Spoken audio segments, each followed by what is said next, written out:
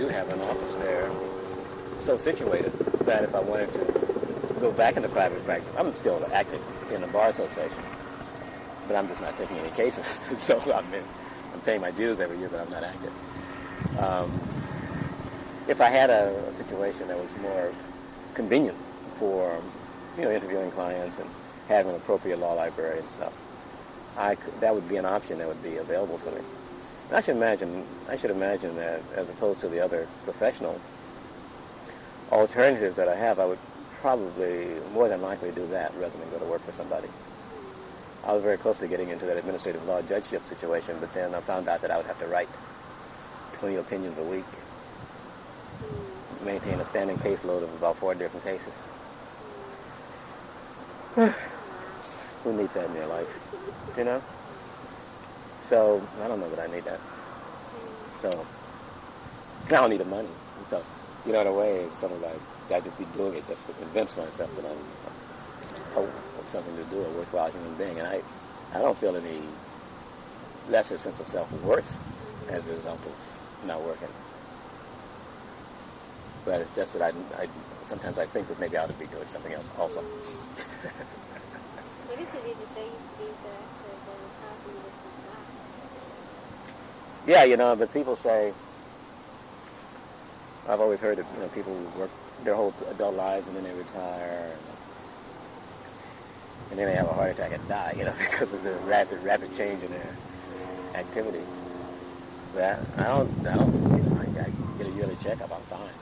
So I don't see that happening to me. Plus, I play golf 2 or 3 times a week, and I walk the courses, and I have a very active lifestyle in that respect. Does it really? In Jamaica? No, actually. Oh, really? Yeah, I am too. I just came back from LA, and I played a lot of golf. Porter Valley Country Club. Is there anything you'd like to add that I haven't asked you about the experience and thinking that marks yours is different? Or? No, it just seems to me as though my experience was fairly common in many respects. It's just that I have a sense that because I am single and my daughter's grown and, on her own, that the tragedy was much less impacting on me than it was on a lot of other people. I have a number of friends, some of whom whose relationships, were effectively destroyed by the fire. The guy who saved my life, George Lithcott, whom I commended all the time on his parenting skills, found himself facing a divorce. I mean, he was the most unhappy guy in the world, and his wife just said no more. And this guy was such a dedicated, and from what I could see from a distance, family person, that it really broke him up. And he had no inkling that it was coming on. Do you think that, I sometimes wonder if it's easier if it had just been your house or it's an entire, did it make any difference that it was a group thing that occurred? I think that made all the difference in the world. I mean, it was a natural calamity. That's why I could never feel sorry for myself or anything about it, because it happened to 3,000 other people. I was reading about Andre Rison's house down in Atlanta last week, and his girlfriend got mad at him and burned up his house. And I was looking at it on TV, and I said, if that had happened to me, I'd really be pissed off. I said, the fact that, that mine was a natural act of God, relatively natural calamity, and so many other people shared the same sense of loss. Yeah, that made it easier, I'm sure. Yeah, sure. But I was saying, there were a lot of older people who can't think of rebuilding. They have to move. They move to retirement places. And there were a lot of.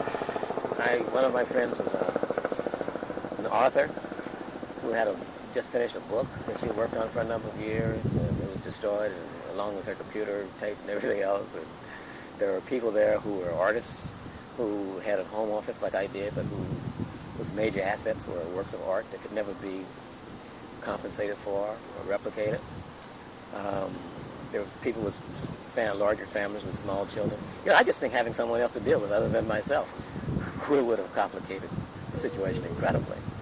Like, I don't know if you interviewed that Robinson family, a lot was written about them. They had 2 kids or 3 kids or something. And 8 months after the fire, they had a picture of them in the Tribune. They were still living in a house with no furniture. Well, I bought my furniture immediately. I did not stay unsettled. I mean, I can't stand that kind of disorganization in my life. Another friend, Johnny Harrison, who moved 2 or 3 times and has small children and a wife. And it's just more complicated. You know, with me, it's all on me. So. And I'm fairly easy to deal with because I make decisions quickly and go on with things. And so no,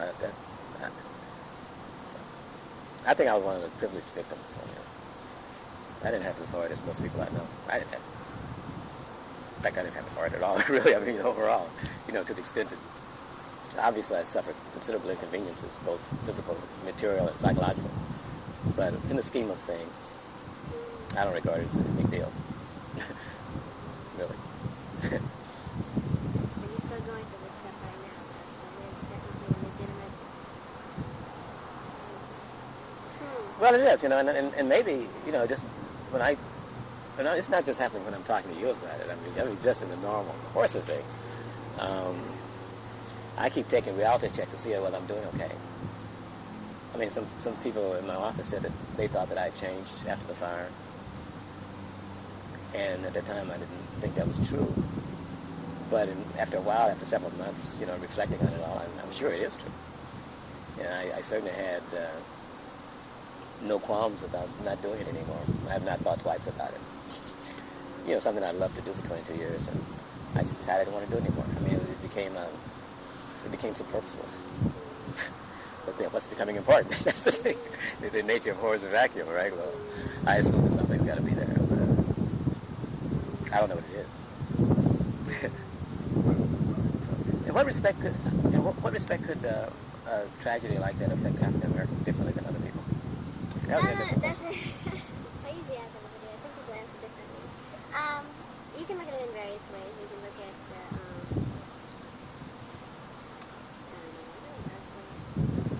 I mean, there was a way that because this was it could be class stuff. It doesn't necessarily have to do with race, but you know, there was a way that the communities, both Berkeley and Oakland, geared into action to help people up there.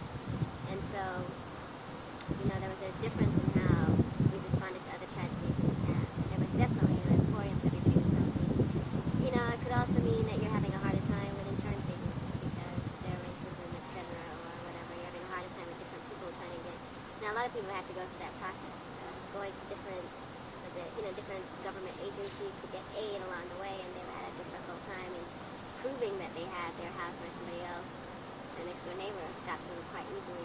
So there are those varying levels that, you know, considering the society in which we live in, that some people do have a different perspective of how, you know, how the situation was for them.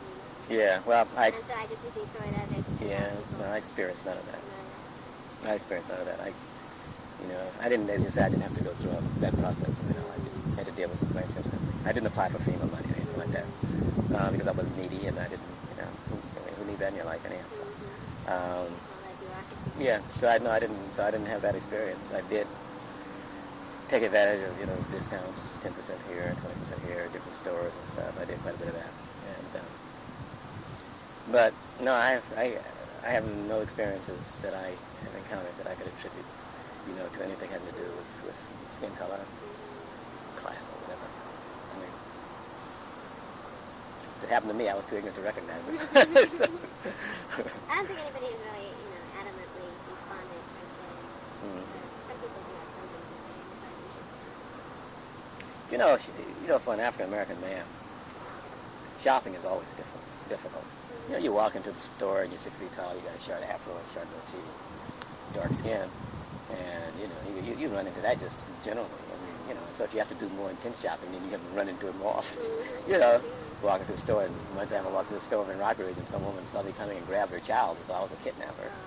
Why they follow you around the store? Yeah, and all that kind of stuff. I mean, you have that just happens shopping, and I tend to shop at, you know, what they call scale stores anyhow, and I guess they don't see that many of us around there. And, you know, people always want to show you the cheapest shit they have in the store because you're black, you know, and I tell them I don't buy cheap things, so I don't, you know what I mean. If I want cheap something, I'll go to the Goodwill, you know, Macy's looking for you, Nordstrom's looking for the cheap stuff. So, you know, you get those kinds of insults. Everybody wants to sell you the junk, you know, the leftovers and the stuff.